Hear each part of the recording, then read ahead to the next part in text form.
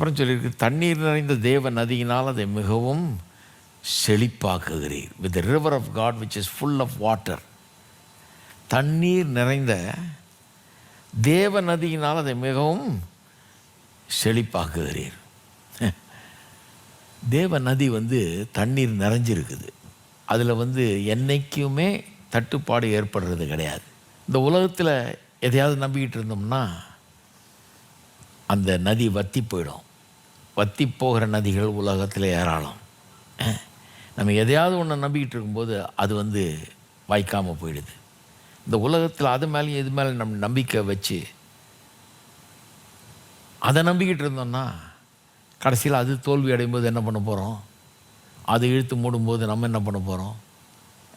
அதிர்ச்சி ஆகிடுது நமக்கு. அதனால தான் அது மேலே நம்பிக்கை வைக்கக்கூடாது. கர்த்தர் மேலே தான் நம்பிக்கையை வைக்க வேண்டும். ஏன்னா தேவ நதி தண்ணீர் நிறைந்த தேவ நதி. இந்த உலகத்தில் இருக்கிற அத்தனை நதியும் வற்றி போனாலும் இந்த நதி வற்றி போகவே போகாது.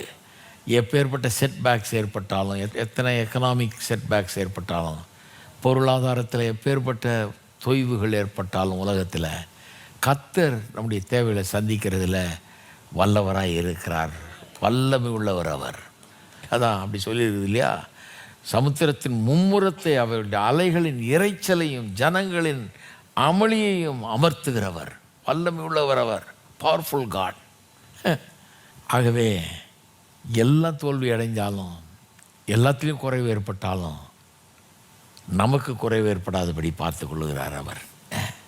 அவருடைய நதி வற்றாத ஜீவ ஊற்று மாதிரி. அதுக்கு அந்த ஆழத்துக்கு அளவே இல்லை, அதுக்கு பாட்டமே இல்லை, அதுக்கு கரையே இல்லை. அது புரண்டோடுகிற நதி மாதிரி. அது ஏராளம் தாராளம் இருக்குது.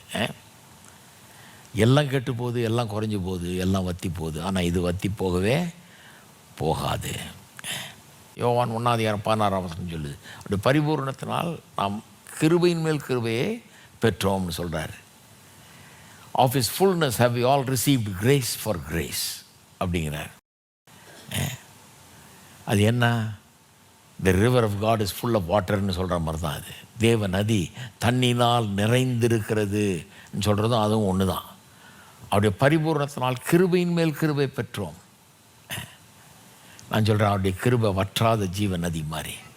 அவருடைய கிருபை எல்லா தேவைகளுக்கும் போதுமானதாக இருக்கிறது. எல்லா பெரிய நதிகளை காட்டிலும் இது ரொம்ப அற்புதமான ஒரு நதி.